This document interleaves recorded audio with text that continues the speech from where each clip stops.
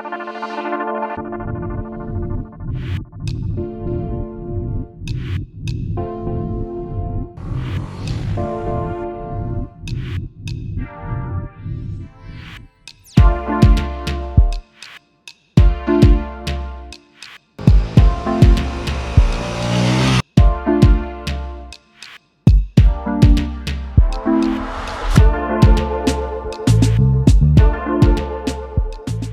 friends, welcome to Motoroids. My name is Kamran and I'm sure you've already noticed the big smile on my face, and the reason for that is standing right beside me. Today we have the all-new 2021 BMW G310 GS in its BS6 avatar. The current ex-showroom price of this machine is 2,85,000 only, which is 55 to 60,000 rupees less than the previous one, with a lot of new things on the bike which we'll be going into details today in this review. If you look very closely at the clutch and the brake levers, they are now adjustable. It comes with the all new LED headlight, LED indicators. The LED taillight has been carried forward from the previous gen as it was. The new color schemes are fantastic. They look the rally edition which BMW claims it to be. The heart of the new BMW G310 GS is still the reliable 313cc liquid cooled single cylinder engine with 4 valves, 2 overhead camshaft electronic fuel injection. We've seen this engine before in the TVS RR310 and we've seen this same engine in the BMW G310R. The arrangement follows a very simple logic of straight and performance enhancing combustion and ducting. This is the same engine which has been carried forward, slightly modified to the BS6 norms. It still produces 34 horsepower at 9,500 RPM and the 28 Newton meters of torque at 7,500 RPM, which I feel personally is sufficient enough for the bike of this character. I did speak about the front inlet of the air intake. Here's what I want you to see. This is how simple it is to open the seat. And if you notice, there is no air vent under the seat. It's placed right forward for an easy air intake, which makes combustion easier and the engine revs freely because of that. There is a toolbox here along with the first aid kit and it's pretty simple there. There is also a little extra space under the seat in which you can keep your documents and papers. In all, there is no much space inside to keep anything. Still, there are areas where you can slide in a few documents or paperwork which you have. All know that BMW aims this bike as a touring machine and not a proper off-roader. And yes, it does the touring job perfectly well. Let's talk about the off-road capability of this bike slightly. It does light off-roading, but it's not meant to be. I mean, look at the size of this machine. It's such a beautiful bike and a lot of plastic panels here and there. When you drop the bike, you might end up damaging them. The tires are the Metzeler Tourance tires, which are very good on the road. You'll have to be very careful with the machine. It's a front heavy machine. The bike is heavy and you don't feel the weight when you're riding it. But if it falls down, you might have to pick it up and as well as see the damages you've caused on that fall. We started this video and we said there were a lot of complaints that BMW has rectified, and I'll go through them one by one and you'll realize what I'm trying to say is the level of perfection reached here. Of course, there are 1 or 2 things we wish BMW would have improved, but that's me nitpicking and probably not the defamation that this bike deserves. So let's have a look at the changes which have been done to this motorcycle.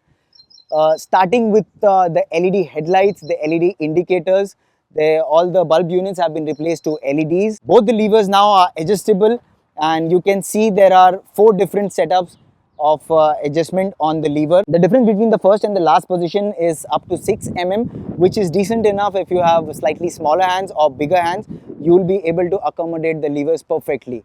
We were expecting these things to be in the first gen BMW as well, especially looking at the price tag it had. But now with the lower price tag and all these features, we are just mind blown by this machine. For enhanced off-road capacity, the spring travel in both front and back is 180 millimeters, which is a generous 49 mm front and 40 mm back increase over the G310R. These suspensions are pretty soft, and honestly speaking, the rear suspension could be slightly stiffer. Of course, it has adjustments and we can do that, but the factory setup should have been slightly stiffer. On the road, when you ride this bike, it feels like riding a carpet. The small disruptions and the irregularities of the road are flattened out by these soft suspension. When you take it hard into the corners, that's when you feel the suspension could have been slightly stiffer. But apart from that, it's fantastic. It's meant for touring. This machine is made for purpose. If you take this bike on highway roads, on long runs, there won't be a point you would feel to stop, take a break with at least 100-150 kilometers. The seat is soft and well padded. The suspension is beautiful. The in-gear acceleration of this motorcycle is amazing. You can ride this bike in 6th gear as low as 50 kilometers per hour. And still, if you need to overtake a vehicle, you can just throttle out, no need to downshift, and you'll be at peace if you're taking this bike for a 500 or 1,000 kilometer journey. There won't be a point you'll regret that you've chosen this bike for the long tour. The BMW G310 GS uses the 1917 setup. The front is a 110/80/19 and the rear is a 150/70/17. Now these tires are mounted on a 5-spoke alloy wheel. These alloys are perfect for your long hauls. The tires used are tubeless tires, which means just in case if you have an unfortunate time getting a puncture on your motorcycle, repairing them is a piece of cake. The fuel tank capacity is 11 liters, and considering the average of this bike to be somewhere around 25 to 30, it can easily take you over 300 kilometers on one full tank. Now for a motorcycle which has been designed for touring, this is a boon. The frame of this bike is similar to that of the G310R, which is the roadster version of the same, and it uses the turbulous steel space frame with bolt-on rear section. The benefits of having the bolt-on rear section is it increases the torsional rigidity of the bike and makes it a complete robust machine. Also, just in case if there is a crash and something and the chassis goes wrong, you can only replace the rear section and you don't have to replace the entire chassis of the bike. That's the beauty of it. The seat height of this bike is 835 mm, which might sound slightly taller for the average Indian rider, but believe me, it's quite narrow. And also, to add to it, BMW now provides you with a lowering seat, which will bring the height down to 820 mm. If you notice, I am 5'7", and in order to mount the bike, this is the best way to mount the bike. The side stand is pretty rigid and you can easily do that. If you are the kind of a person who likes to swing the leg around the bike, it's not difficult too. It's pretty comfortable. I'm 5'7" and both my feet are down, not completely flattened out, but completely manageable though. Speaking about pillion comfort, the pillion seat itself is not too wide and slightly tall. So that brings a slight of a concern for the pillion rider, a short pillion rider to be precise, to swing the leg around and sit on the machine. The grab rails have been brought forward from the previous gen and they are as handsome as they were before.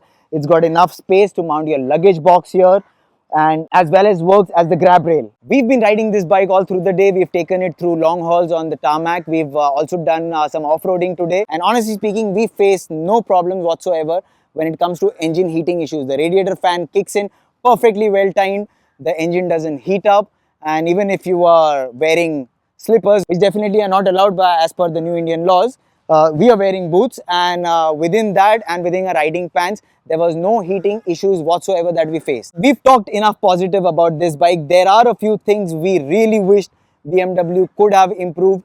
A lot of small things have already been changed. We've spoken about the lever adjustment, we've spoken about all LED units. All the brake units front and back are now steel braided, which provide enough confidence. The brake itself has a very good bite. The nosedive, the suspension being slightly soft, once again, the nosedive is pretty hard. So in case you're doing an emergency braking, the nosedive will be pretty deep. But after some time, you'll get used to it, and that's just the character of the bike. A lot of people also feel that the engine has vibrations, but we like to differ from that opinion. In fact, this is the characteristics of the engine.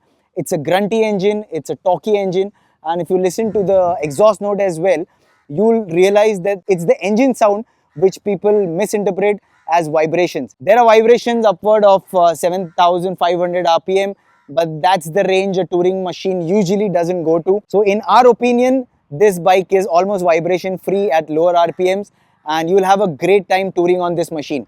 Let's listen to the exhaust note and you'll realize the grunt I'm talking about.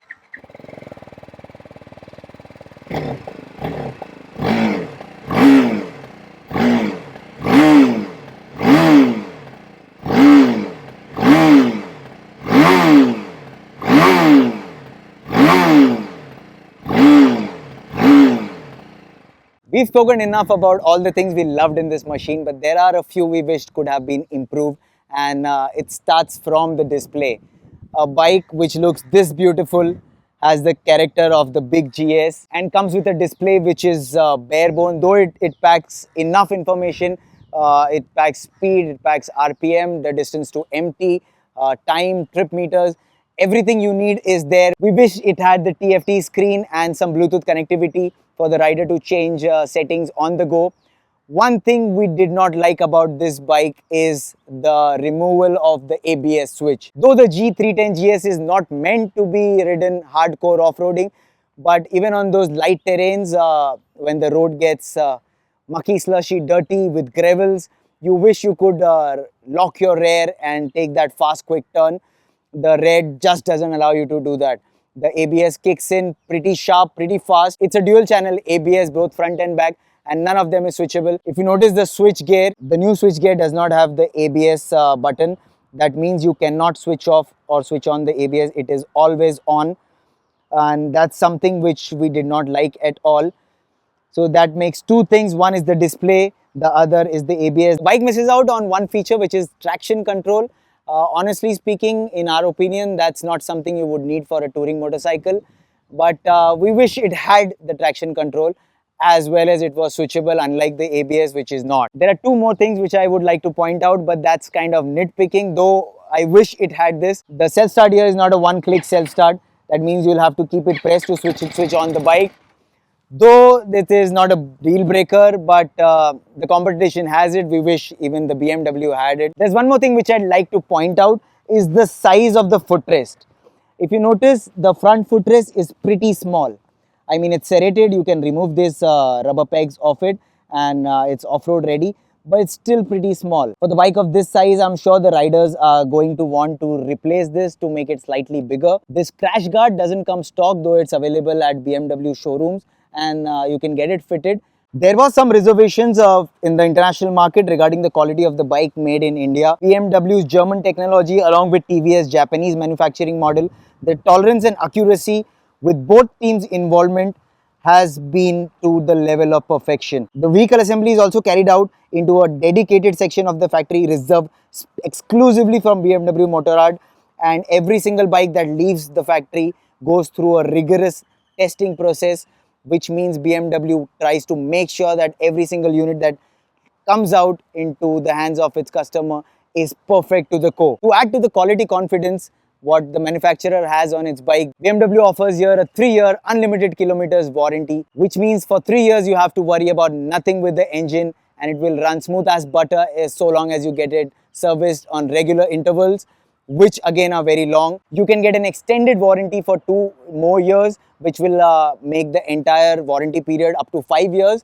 And the cost for that is around 16 to 17,000, and you can do that at the time of buying the machine, and you're sorted for 5 years. There are 3 different colors available in this model in the year 2021. One is the rally style, which you're looking at it right now. The other one is the white and grey, and the third one is the 40-year GS edition, which is the black and the yellow. Now, we loved all the 3 colors, but the rally edition has been our favorite. The bike misses out on one feature, which is traction control. Honestly speaking, in our opinion, that's not something you would need for a touring motorcycle, but we wish it had the traction control as well as it was switchable, unlike the ABS, which is not. In conclusion, I'd like to say that if you are someone who likes to be on the road, does long distance journey and wants something which is classy and a beautifully designed machine, then the BMW G310 GS is right for you. But if you are looking for something which is more off-road bias, something which you can take on single trails or Sunday weekend rides, this probably is not the one. This bike comes with a BMW badge, and with that badge comes the responsibility of not dropping this machine onto the floor. And if you're someone who likes to be on a machine which has a legacy attached to it, which has a refined engine, a bike which can take you everywhere, anywhere, a machine which is reliable, this bike is right for you. We are pretty impressed by this machine, and we wish the small nitpicking that we did today are taken care by BMW in their next edition. But till then, whatever we have here, it's pretty perfect, especially at the price point they are offering. Do let us know in the comment section if you are one of those riders who would put your money on this bike. we come up with detailed reviews like these. To see more of our videos, please subscribe to our channel, follow us on Facebook and Instagram. Stay tuned with us, and we'll be back with many such videos for you in future.